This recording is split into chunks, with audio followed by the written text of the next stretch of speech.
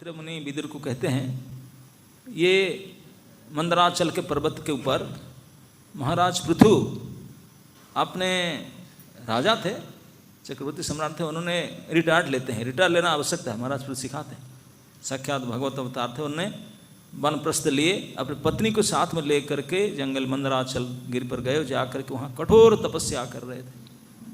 कंदमूल फल खा करके भूमि शयन, बेडशीट भी नहीं डालते थे, मिट्टी के ऊपर सोते थे, मच्छरदानी नहीं लगाते थे, ओडमस किया अलाउड नहीं, और इलेक्ट्रिसिटी था नहीं जंगल में, कहाँ है कुछ नहीं, ऐसे भूमि शयन, कंदमूल का निकाल करके खाना, पति पत्नी ऐसे ही करते थे। पूरे सूख गए थे, तेल साबुन पाउडर कुछ नहीं था, ऐसे जंगल में रह करके बिल्कुल सूखे रूखे खाना पीने तपस्या कर रहे। तपस्या करते करते एक दिन महाराज पृथु अपने एकाग्रता से भगवान को चिंतन करके समाधि में चले गए।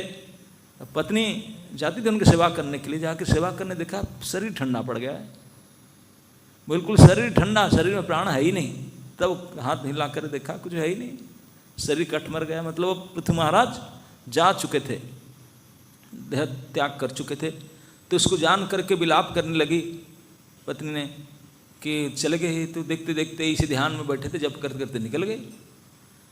विकल होकर के विलाप की, विलाप कर समझदार थी, बोले विलाप का टाइम क्यों खराब करो। तो मंदराचल के ऊपर चिता सजाई, लकड़ी वगैरह इकट्ठा करके जो भी की चिता सजाई, पति को उन चिता में रखी, और फिर पास में नदी था, नदी में स्नान की। स्नान करके पवित्र हो करके इस चिता को अग्नि संजोग करके प्रणाम करके उनको परिक्रमा की और उसमें प्रवेश कर गई, अग्नि में प्रवेश कर गई। इस प्रकार से घटना हुई। तो इस बात को देखने के लिए, इस प्रकार सती प्राप्त होने की क्रिया को देखने के लिए स्वर्ग से सारे देव जक्ष रक्षस गंधर्व किन्नर अपने पत्नियों के साथ आए थे। फ्री था, टिकट नहीं था उसमें, तो इसलिए सब आए थे, आकाश में सब देख रहे थे। देख करके सब प्रशंसा कर रहे थे, बोले वो सहमरण, ये सती कैसे अर्ची देवी पृथु महाराज की पत्नी कैसे प्राप्त की, पति लोग को प्राप्त हो गई, ऐसे एक दूसरे से बात कर रहे थे, उनकी प्रशंसा कर रहे थे।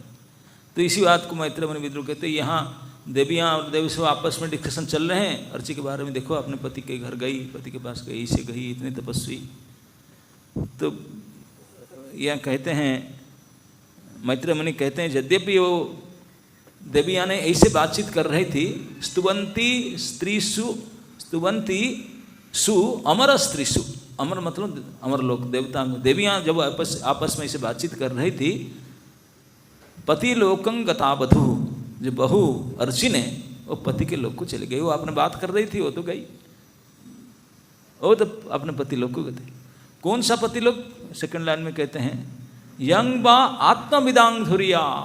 ऐसे नहीं कि पति फरीदाबाद में गई सेक्टर 14 में, नहीं नहीं, जहाँ पति, प्रभुपाद कहते हैं कि जैसे इस भौतिक ब्रह्मांड में एक पितालोक भी होता है, तो पतिलोक भी होता है। तो जो सहमरण में रहते हैं पत्नी लोग, तो मरने के बाद में फिर अपने पति से भेंट होता है, उनको मिलते हैं, फिर उनके साथ रहते हैं। तो इसे होता है, लेकिन ये भौतिक जगत का एक कार्य है। लेकिन अर्ची ने इस भौतिक जगत का पति लोग को प्राप्त नहीं किए। यद्यपि पति लोग गए, लेकिन उनके पति कोई ऐसे साधारण असाधारण थे, कोई साधारण नहीं थे। पति कहाँ गए? न जंग बा आत्मविदांग धुरिया, बेन्य, बेन मतलब बेन के पुत्र पृथु महाराज को बेन्य कहते। बेन्य प्रापा च्युताश्रय, बेन्य जिसको प्राप्त किया वो कोई साधारण नहीं था, क्योंकि वो अच्युताश्रय था, भगवान अच्युत के आश्रय में था। जो भगवान को आश्रय करके जीवन के अंतिम भाग को उन्हीं के भजन में एकाग्रता से बिताते हैं, और कुछ नहीं। इसलिए जो वैदिक प्रणाली मनुष्य को जीवन जीने के लिए यही फार्मूला दिए हैं। बोले पहले 25 साल ब्रह्मचर्य धारण करो, स्टूडेंट लाइफ पढ़ो लिखो समझो, उसके बाद जो 25 साल 25 से 50 तक शादीशुदा करो, अगर करना है, नहीं करना तो मत करो, कोई ज़बरदस्ती नहीं है, लेकिन करना है तो करो, नौकरी चाकरी करो, बिजनेस में कोई धन कमाओ, शरीर सेट करके मतलब संसार में रहो करो। 50 हो गया तब अभी छोड़ो, अब तपस्या करने के लिए जंगल में जाओ। क्यों? क्योंकि मरने का टाइम 50 गया ना, अभी प्रोटीन खाने से शरीर बढ़ेगा नहीं, कितने कुछ कर लो घटेगा, बढ़ेगा तो है नहीं। तो इसलिए तैयारी करो जाने, क्योंकि मृत्यु लोक मरने का लिए आए हो, वो जीने के लिए काहे प्रयास कर रहा है। जीने की आशा छोड़ करके मरने की तैयारी के लिए 25 साल जा करके ट्रेनिंग लो। ट्रेनिंग क्या है? जंगल में जा करके तपस्या करो, जितने मजा लिया था अब ये तपस्या करो। 25 साल तपस्या करने के बाद में बाकी फिर भी नहीं मरा, बच गया, तब तो फिर एकांत एकाग्रता, खाना पीना सब छोड़ कर केवल भगवान के याद करो। बोले प्रभु मरना है, क्यों फल मूल खराब करूं, क्यों पानी खराब करूं 2-4-5 लीटर, केवल उनके चिंतन में रहो सब कुछ छोड़ करके, क्योंकि मरना ही है। और मरने में मरना श्रेष्ठ है जब भगवान को स्मरण करते हुए मरते हैं, है कि नहीं। अंते जो मति सो गति, भगवान वही कहते हैं, स्मरण उक्त्वा कलेबरम, अंत समय में भगवान को स्मरण करके जो शरीर छोड़ता है वो सर्वश्रेष्ठ है, सबसे बेस्ट है। तो इसलिए इस बेस्ट एंड को प्राप्त करने के लिए, इस स्थिति को प्राप्त करने के लिए वी हैव टू प्रैक्टिस। अकेले में घर परिवार से झंझट में छोड़ कर जा करके उसी को एकांत भगवान में ध्यान स्मरण करते रहे, कब शरीर छूट जाएगा पता नहीं, शरीर छूटते समय स्मरण रहे, यही याद करते हैं। इसी को प्रैक्टिस कर रहे थे, इसलिए वो चले गए थे मंदराचल में पति पत्नी, पृथु महाराज और उनकी पत्नी अर्ची देवी। ये तो कोई साधारण हमारे जैसे नहीं थे, ये तो साक्षात वैकुंठ पुरुष थे। अर्ची देवी भी लक्ष्मी अवतार थी।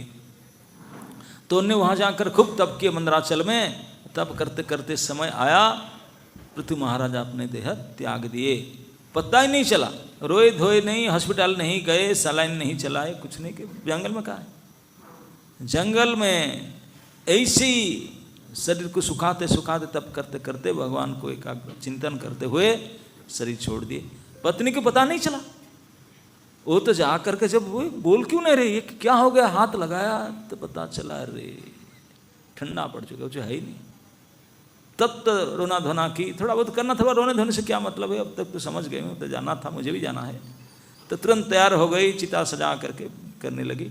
करके जब की तो उस क्रिया को देखने के लिए ऊपर से सारे देवियाँ आ गई, देवता आ गए, बोले देखो धन्य धन्य धन्य, हम ही नहीं कर पाएंगे। वो कर रही है, गई पति के पास। पति लोग में तो इसी को मैत्रेय मुनि कहते हैं, पति लोग जिस संसार में बहुत जो सोचते हैं कि इसे पति को प्राप्त किया, बोले ऐसे पति उनका नहीं थे, इसी पति लोग को गई नहीं, क्योंकि उनके पति ही असाधारण थे। क्या असाधारण थे ना, अच्युताश्रय। उनके पति का जो विशेष गुण था, भगवान के पूर्ण शरणागत थे, अच्युताश्रय, उनके आश्रय में थे। जो भगवान अच्युत के आश्रय में रहते हैं, उनका और कुछ दूसरा काम नहीं रहता। ये बिल्कुल आश्रय लेना मतलब ये जो भजन आपने गाए ना, वही आश्रय लेने का पद्धति। कि अब पहले तो मैं चिंता कर रहा था, शरीर कैसे चलाऊंगा, परिवार कैसे चलाऊंगा, कुटुंब कैसे भरण पोषण करूंगा, धन कैसे कमाऊंगा, सम्मान थोड़ा मिलेगा, और उनके शादीशुदा कैसे करवाऊंगा, और क्या करूंगा। बोलेंगे अब आपके ऊपर सब दायित्व दे करके मैं निश्चिंत हो चुका हूँ, निश्चिंत होकर के केवल सुखपूर्वक आपकी सेवा करता हूँ। जो कुछ बुरा होता है अच्छा होता है वो आप जानो, कोई लॉस हुआ चाहे लाभ हुआ, कोई अच्छा हुआ बुरा हुआ, इट इज़ योर रिस्पॉन्सिबिलिटी, आपने रिस्पॉन्सिबल ना हो। मैं अभी केवल मेरा एक ही परिचय है, मैं आपके दासी आपका दास हूँ। अब आप जाने संसार आपका है, परिवार आपका है, सब आपका है, मेरा कुछ नहीं, मेरा कुछ भी नहीं। मैं तो मेरा आईडी केवल ये नेग्लिजिबल सर्वेंट, ये मिनियल सर्वेंट ऑफ योर्स, आपके एक साधारण सेवक में नो। ऐसे करके सारे दायित्व सब कुछ त्याग कर दिए भगवान के ऊपर, तो इसको कहते हैं अच्युताश्रय। इस प्रकार के महाराज पृथु पूरे सम्राट थे पृथ्वी का। पृथ्वी देवी उनके बेटी माना जाती थी, यस पृथु। लेकिन इस पृथ्वी के ऊपर ऐसे ही छोड़कर उसको चले गए, उनकी चिता जलाना पड़ा उनकी पत्नी को, कोई नहीं थे। तो इस प्रकार बेन पुत्र पृथु ने अपने समाधि, अपने चिंतन, अपने भक्ति के बल से, अपने भगवान के आश्रय के बल से भगवत धाम श्री वैकुंठ लोक को गए। बोले इसमें कोई डाउट नहीं, मैत्रेय कहते हैं इसमें कोई डाउट नहीं है, क्योंकि अच्युत आश्रय थे, इसलिए वो जब शरीर छोड़ो और कहीं नहीं गए, सीधा अच्युत के पास गए, वैकुंठ लोक में प्रवेश किए। बोले वैकुंठ लोक में हस्बैंड वाइफ बोले हाँ रहते हैं। प्रभुपाद कहते हैं कि वैकुंठ लोक में भी पति पत्नियां रहती हैं, रहती फिर परिवार संतान। बोले नहीं, परिवार करने के कोई उनका मन ही नहीं होता, टाइम ही नहीं परिवार की चिंता करना, कुछ करने परिवार करने। पति पत्नी रहते हैं और एक से एक सुंदर होते हैं, बोले अच्छा दिखने में नहीं है इसलिए ऐसे रहते हैं, एक मुँह इधर एक मुँह इधर, काले कलुटे होंगे ऐसे, बोले ना, इतने ब्यूटीफुल है वैकुंठ के जो पुरुष होते हैं पति पत्नी, ये महासुंदरशाली होते हैं, बहुत आकर्षक होते हैं, बहुत सुंदर होते हैं, लेकिन भोगने का इच्छा, इंद्रिय सुख का इच्छा मन में आता ही नहीं। बोले क्यों? क्योंकि प्रभु जो हैं महासुंदरतम पुरुषोत्तम भगवान को दर्शन करते हैं, आपका मन में किसी प्रकार के भोग वासना रहता नहीं, केवल उनको सेवा के वासना होता है। तो इसलिए पति पत्नी दोनों मिल करके पानी लाते हैं, फूल लाते हैं, तुलसी लाते हैं, फूल माला बनाते हैं, कुकिंग करती है, ये पूजा करती है, आरती करती है, भोग लगाते हैं, प्रसाद पाते हैं, फिर क्लास सुनते हैं, फिर स्तुति करते हैं। 24 घंटे इसी काम में लगते हैं, भूल जाते हैं कि हम भी कुछ है, शारीरिक नीड्स कुछ है, नो, दिन रात 24 घंटे, ये वैकुंठ वातावरण है। तो इसी प्रकार पति पत्नी वैकुंठ में रहते हैं, आपने भोगने की इच्छा होता ही नहीं, क्योंकि इतने सेवा भावना प्रबल है, ऐसी सेवा। तो इसलिए जिनका मन में पूर्ण सेवा भावना आ जाए, भोग वासना बिल्कुल हट जाए, तो ही वैकुंठ स्थिति है। प्रभुपाद जी ने तात्पर्य में कहते हैं कि भक्ति विनोद ठाकुर को उदाहरण देकर बोले ये हम लोग भी कर सकते हैं भौतिक जगत। बोले भौतिक जगत कुछ होता नहीं है इसे, मैटेरियल वर्ल्ड मैटर कुछ नहीं, इसे भगवान से है। मैटेरियल वर्ल्ड इसलिए कहा जाता है कि हम माइंड सेट मैटेरियल कर लिए, मैटर मानते, भगवान को भूल करके हम जब अपना इंद्रिय भोग की वासना के, then we are in material world. और जब यहीं पे भी भगवान को स्मरण करके भगवान की सेवा के लिए चिंतन करो, दिस इज वैकुंठ वर्ल्ड। ऐसा कुछ नहीं, केवल change of consciousness, no change of place, consciousness. तो श्री राधा गोविंद देव जी की, सीताराम लक्ष्मण हनुमान की, निताई गौर सुंदर की। तो ये केवल चेतना के परिवर्तन है, स्थान परिवर्तन नहीं है। किसी भी स्थान में भगवत चेतना में रह करके भगवान के साथ रहा जा सकता है। वो बोलते हैं कि कृष्णेर संसार कर छाड़ी अनाचार, संसार तो कृष्ण का, उनका करो।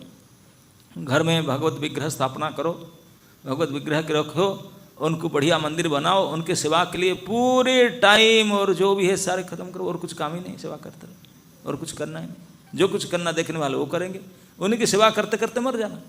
तो इस प्रकार भौतिक भोग के, इंद्रिय सुख के, विषय भोग की कामना मन में ना धीरे धीरे कम करते करते बिल्कुल नील कर देना, ना मुझे केवल यही करना है। बोले यही है, अब भक्ति में आगे बढ़ते हैं, उसका proof, what is that proof? ना इससे मन हटता है, मन उसमें जाता है। अब भोग वासना नहीं रह जाता, धीरे धीरे घट जा रहा है। अब तो प्रभु की सेवा, उनकी कथा सुनना, वही करने लगता।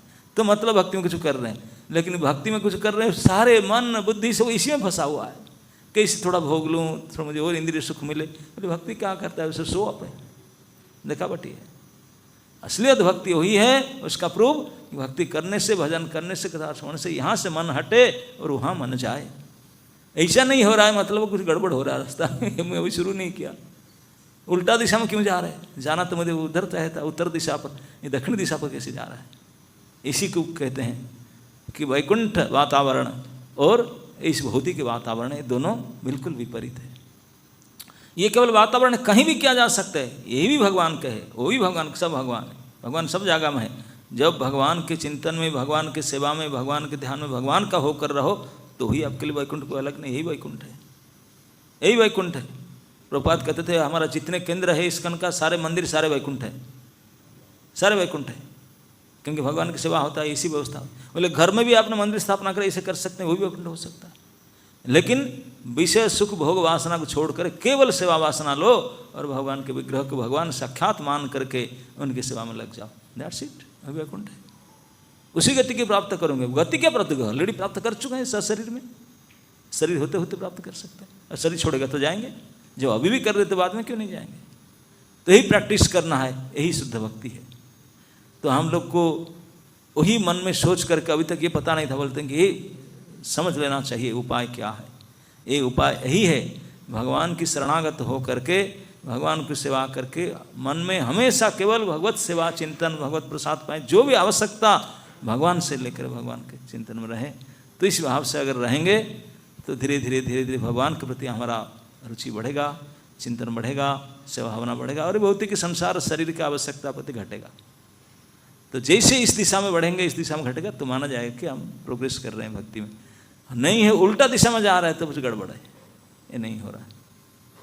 तो इसलिए हम सब अपने आप को परीक्षा करके, सजग रह करके इस प्रकार स्टेप लेना चाहिए कि दिन पर दिन हमारा यहाँ से मन हटे घटे और वहाँ बढ़े।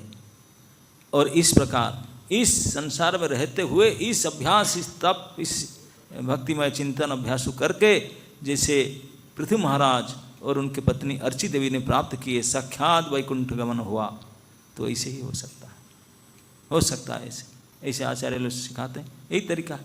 हम लोग को मंदराचल जा करके कंदमूल खा करके सोना जरूरत नहीं, आपको घर में ही कर सकते हैं। क्योंकि आजकल कोई जंगल में जाओ तो फ्रूट्स का पेड़ को मिलेगा नहीं, कांटेली झाड़, कोई जंगल तो ऐसे बहुत कम है, लेकिन कोई जंगल है जाओ, एक फल के पेड़ नहीं मिलेगा। बाई चांस कोई 2-4 फल को लगा होगा, एक सिक्योरिटी खड़ा होगा, वह तोड़ने नहीं देगा। हाँ, मिलेगा नहीं तो जाकर क्या करें, कंदमूल फल भी नहीं मिलेगा, पानी भी नहीं मिलेगा पीने के लिए, सूखा मर जाओगे। बटल लेकर जाना पड़ता है हिमालय में। हाँ, हिमालय में जाओ तो यहाँ से पानी कैरी करके जाना पड़ता है, सब्जी यहीं से जाता है, नहीं तो क्या खाओगे, मर जाओगे। तो इसलिए आजकल इसमें स्थिति रहा नहीं, तो आजकल के लिए आचार्य सिखाते हैं कहीं जाना आना नहीं, बनंगत मतलब घर को वन बनाओ, मन बनाओ फिर वन बनाओ, मन में ही वानप्रस्थ ले, मन में ये सब छोड़ दो बस। और जब अभी कमाता था, ऑफिस नौकरी चाकरी घर चलाना, सब सौंप दो संतान आदि को, बेटे को, बोले आप कुछ भी नहीं, अलग से रहो। अलग से रहो मतलब जंगल में जैसे कठिनाई से रहते थे ऐसे ही रहो, घर में रहते हुए एक कमरे से अलग रहो, केवल चटाई डाल करके सो, सिंपल एक चटाई, बेडशीट भी नहीं डालना, उसी में सोना, केवल साग रोटी के अलावा फीस्ट खाना छोड़ दो, नेवर। भगवान के प्रसाद राजभोग प्रणाम कर लो, खाऊंगा केवल एक रोटी और एक साग बस। हमें राजभोग नहीं खाएंगे, हम भक्त कैसे होंगे? नहीं। आप पढ़ो माधवेंद्रपुरी के चरित्र। माधवेंद्रपुरी ने वृंदावन आए तो मन में सोचे कि प्रभु मेरा यहाँ ग्वाल बाल थे, गोपाल थे, गाय चराते थे, दूध निकालते थे, मैं केवल दूध खाकर रहूँगा, और कुछ फलाहार भी करना भी छोड़ दिए। और जब उन्होंने स्थापना की श्री गोपाल जी को गोवर्धन के ऊपर, और ब्रजवासी हजारों संख्या में आए, बोले बाबा जी क्या करें ना भगवान को भोग लगाने। अरे ब्रज में तो तभी जमाने में कुछ कमी नहीं था, मिल्क आइटम, एक से एक मिल्क आइटम, और रोटी परोठा, और क्या कढ़ी चावल पकोड़ा, और क्या क्या सब्जी सब लेकर, भाजी सब लेकर के आए, 56 भोग लगा, बुरा अन्नकूट लगा। और श्रीपाद माधवेंद्रपुरी स्वयं ऑफरिंग किए। वर्णन आता है, माधवेंद्रपुरी देखे अपने स्वचक्षु से कि भगवान गोपाल प्रकट होकर के भोग आरोग रहे हैं, खा रहे हैं, साक्षात भगवान खा रहे हैं, जो भोग लगा रहे हैं। माधवेंद्रपुरी देखे अपने स्वचक्षु से कि गोपाल स्वयं खा रहे हैं, लेकिन फिर भी उन्होंने एक दाना भी नहीं खाया इस प्रसाद को, डायरेक्ट भगवान जी से खाए, उस प्रसाद को नहीं खाए उन्होंने। ये वर्णन क्यों नहीं बोले, नहीं मेरे लिए नहीं, बाकी से बांट दूंगा सबको, मैं तो कसम खाया हूँ केवल दूध एक गिलास पीऊँगा, एक गिलास दूध तुलसी पत्ता डाल कर स्मरण कर पी लिए, बाकी सारे प्रसाद बंटवा दिए। हमेशा करेंगे, पहले चोरी करके रख लेंगे, तू इसको ले लो, ये प्लेट मेरा है, बाकी आप ले लो। ये हमारे भक्ति। माधवेंद्रपुरी देखे, हम लोग तो पता नहीं भगवान ऑफरिंग किया कि नहीं हुए, पता नहीं। हम देखते हैं हमारा मंदिर में फेस्टिवल डेज में 56 नहीं, 100 से 150 200 आइटम ज़्यादा बना के फुल कंपटीशन होता है। बनाने वाले कौन?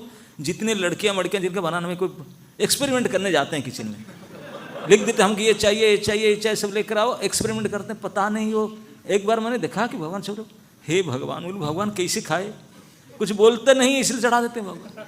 भगवान अगर बोलने का चांस होता, बोले भैया ये क्या कर रहा है तुम, ये क्या दे रहा है, खाने के लायक है? ऐसे बना कर कलरफुल करके सजा करके चढ़ा देते 56 भोग, लेकिन ये खा कर तो देखो ये खाने के लायक है कि नहीं? कोई खाने के लायक नहीं, क्यों? बनाने वाले सारे गड़बड़ है, कुछ नहीं पता हम लोग। हर दिखाते हैं, फोटो खींचते हैं, इतने 108 आइटम फोटो खींचने के लिए होता है, खाने के लायक नहीं है। आपको अगर दे दे आप फेंकेंगे उसको, सचमुच। लेकिन यहाँ तो डायरेक्ट भगवान ने खा रहे थे, क्योंकि ब्रजवासी अपने घर से बना कर लाए थे। ऐसे नहीं कि फेस्टिवल किचन में जा करके छुट्टियों को भेज दिए, बोले हम लोग काम करते हैं, आप बना कर, कलरफुल बना दो कटोरी में, हम फोटो खींचेंगे। ये फोटो खींचने के लिए नहीं बनाया गया, ये बिल्कुल एक्सपर्ट कुक जो हमेशा कुकिंग करते वो लोग बना करके रखे थे। और भगवान उसको ग्रहण के आरोगे, लेकिन माधवेंद्रपुरी नहीं खाए, एक रोटी भी नहीं खाए, एक कण चावल भी नहीं खाए, एक गिलास दूध पी करके रहे। 2 साल तक डेली 1 गिलास दूध पीते थे।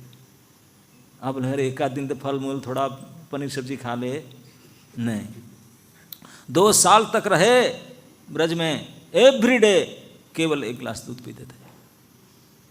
ये है तपस्या, ये है तपस्या। डेली 56 भोग लगता है, लेकिन डेली दूध पीकर रहना। अगर हमको तो नहीं मिले, यहाँ बहुत भोग लगा, यही थोड़ा अलग में रहूँगा, इसीलिए अलग हो, सामने से हम संभाल नहीं पाएंगे। उनके सामने तो डेली होता था, एवरीडे अन्नकूट होता था, और भगवान डेली खाते थे उनके सामने, लेकिन वो नहीं खाते थे। हमको चांस मिले हम चला पाएंगे?